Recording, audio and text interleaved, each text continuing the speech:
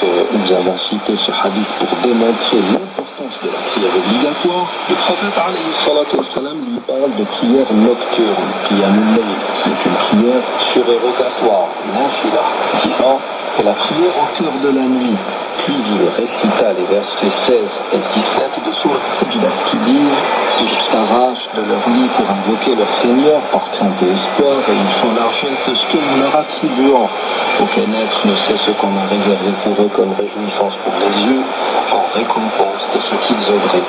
Sachez que si le prophète alayhi salatu wassalam a parlé à Mu'adh de prière surérogatoire, alors que ce dernier était en quête non pas de ce qui pouvait parfaire sa foi, mais de ce qui était primordial et salutaire pour lui, et ce qui ne peut se réaliser que par la concrétisation de ce qui a un caractère obligatoire, c'est parce que, comme nous l'avons déjà précisé, Mu'adh est censé être un musulman. Et il est impensable qu'un musulman ne pratique pas la prière. C'est pour cela que, concernant ce pilier de l'islam que la prière, le prophète alayhi salatu wassalam passe à ce qui peut la parfaire et la compléter. Cela dit, le prophète alayhi salatu wassalam revient sur l'importance de la prière en disant à Mu'adh radiyallahu anhu: Ala ukhbiruka bi ra'sil amri wa amudihi wa dirwati salamah. Veux-tu que ça t'indique la tête de toute chose, son pilier et son plus haut sommet? Bien sûr que oui, ô messager de Dieu, dit Mu'adh. Dit Ra'sul amri l'islam, wa amuduhu salat, wa dirwatu salamihi al-jihad. La base de toute chose est l'islam, son pilier est la prière, son plus haut sommet est le combat au service de Dieu. Dans ce propos du prophète alayhi salatu wassalam, la prière occupe une position centrale. Elle est au centre de tout ce qui constitue l'islam. Elle est un point de jonction entre ce qui est primordial, l'islam en l'occurrence, et ce qui peut être considéré comme le paroxysme de ce que l'on est amené à faire.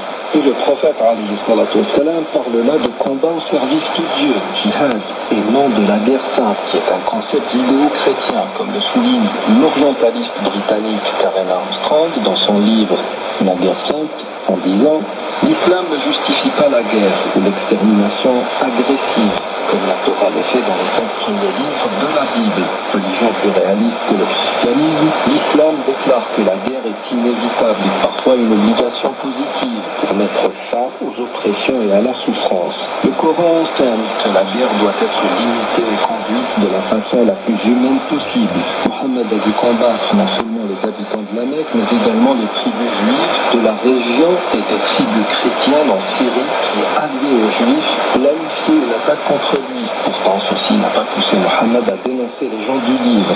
Ces musulmans ont été forcés de se défendre, mais ils n'ont pas livré une guerre sainte comme la religion de leurs ennemis. Quand Mohammed a envoyé Zayd contre les chrétiens à la tête d'une armée musulmane, il leur a dit de combattre pour la cause de Dieu bravement, mais d'une manière humaine.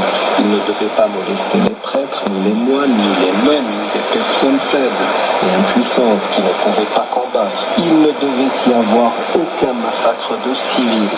Les musulmans ne devaient abattre aucun arbre, ni démolir un seul bâtiment. C'était très différent des guerres de Josué. Par ce témoignage de Karen Armstrong, nous arrivons au terme de cette émission. Je vous dis astawdi'ukumullah alladhi la tadi'u wadai'uhu wa assalamu alaykum wa rahmatullahi wa barakatuh.